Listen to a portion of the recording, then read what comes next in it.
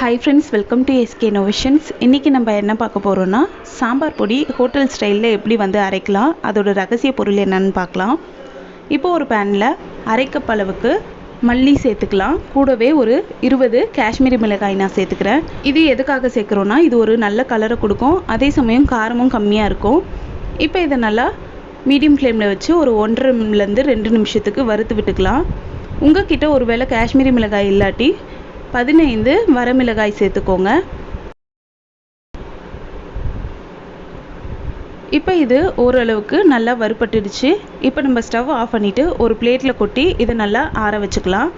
அடுத்து இப்போ அதே பேன்ல 1 டீஸ்பூன் அளவுக்கு மிளகு, 1 டீஸ்பூன் சீரகம், 1/4 டீஸ்பூன் வெந்தயம், 1 டேபிள் ஸ்பூன் அளவுக்கு கடலைப்பருப்பு, 1 டேபிள் ஸ்பூன் உளுந்து, 1 டேபிள் ஸ்பூன் துவரம்பருப்பு சேர்த்துக்கலாம்.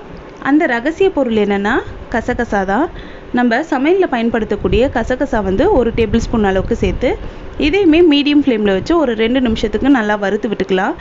நம்ம சேர்த்துருக்க கசகசா வந்து கரிஞ்சிடாமல் பார்த்துக்கோங்க. நான் வந்துட்டு இதில் சொல்கிற டீஸ்பூன்ற அளவுக்கு வந்து இதுதான். டேபிள் ஸ்பூன் பார்த்தீங்கன்னா இதுதான் டேபிள் ஸ்பூன். நீங்கள் வந்து அளவு மாற்றி போடாதீங்க. இப்போ உங்களுக்கு நல்லாவே டிஃப்ரென்ஸ் தெரியும். அந்தந்த அளவில் நீங்கள் கரெக்டாக போட்டிங்கன்னா உங்களுக்கு சாம்பார் பொடி ரொம்பவே சூப்பராக பர்ஃபெக்டாக வந்துடும். இப்போ பார்த்தீங்கன்னா இது நல்லா வறுபட்டுடுச்சு. இதையுமே நம்ம ஸ்டவ் ஆஃப் பண்ணிவிட்டு ஒரு பிளேட்டில் கொட்டி நல்லா ஆற வச்சுட்டு மிக்ஸி ஜாரில் சேர்த்துக்கலாம். இப்போ எல்லாமே சேர்த்தாச்சு இந்த மிக்ஸி ஜாரில். கூடவே ஒரு 1/4 டீஸ்பூன் அளவுக்கு பெருங்காயத்தூள், 1/2 டீஸ்பூன் அளவுக்கு மஞ்சள் தூள் சேர்த்துக்கலாம். ஒருவேளை உங்களுக்கு நிறைய அரைச்சி ஸ்டோர் பண்ணுறீங்க கெட்டு போகாமல் இருக்கணும்னா இதோட 1/2 டீஸ்பூன் அளவுக்கு தூள் உப்பு சேர்த்து அரைச்சிக்கோங்க.